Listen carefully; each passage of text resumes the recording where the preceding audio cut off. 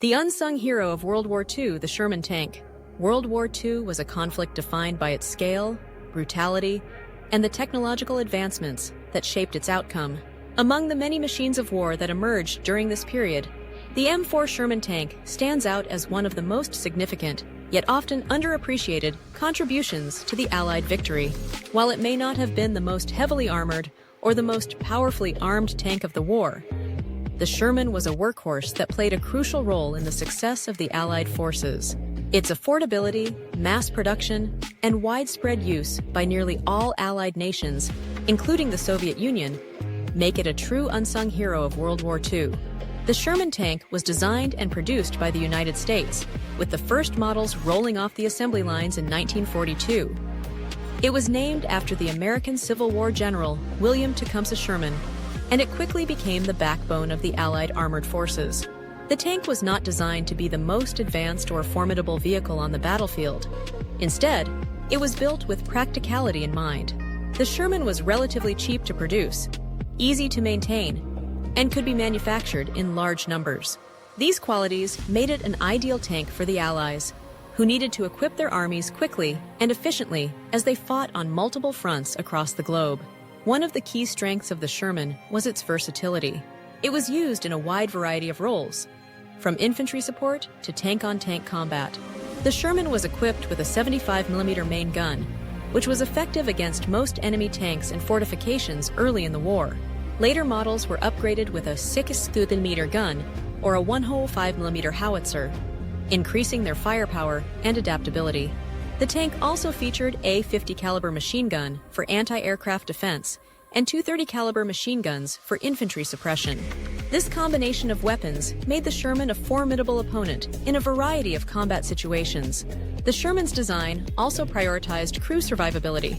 It had a relatively low profile, making it a harder target to hit, and its interior was designed to minimize the risk of injury to the crew in the event of a hit.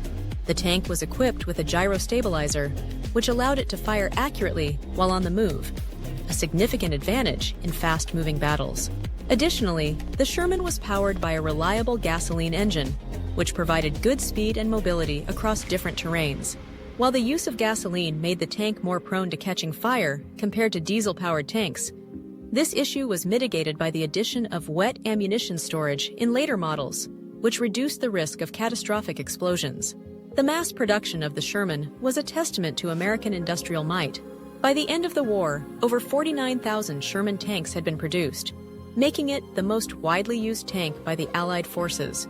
This high production rate allowed the Allies to maintain a numerical advantage over the Axis powers, particularly Germany, whose more advanced tanks like the Tiger and Panther were produced in much smaller numbers due to their complexity and cost. The sheer volume of Shermans meant that even if they were outmatched in one-on-one engagements with heavier German tanks, they could often overwhelm the enemy through sheer numbers and coordinated tactics. The Sherman's widespread use by Allied nations further underscores its importance. While the United States was the primary producer, the tank was supplied to British, Canadian, French, and even Soviet forces through the Lend-Lease program. The British, in particular, made extensive use of the Sherman, adapting it for specialized roles such as the Sherman Firefly, which was equipped with a powerful 17-pounder gun capable of taking on the heaviest German tanks.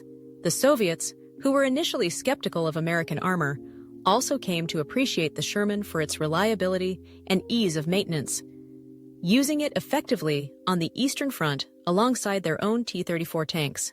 Despite its many strengths, the Sherman was not without its flaws. Its armor was relatively thin compared to German tanks, making it vulnerable to enemy fire. The 75mm gun, while adequate early in the war, struggled against the thicker armor of later German tanks, like the Tiger and Panther.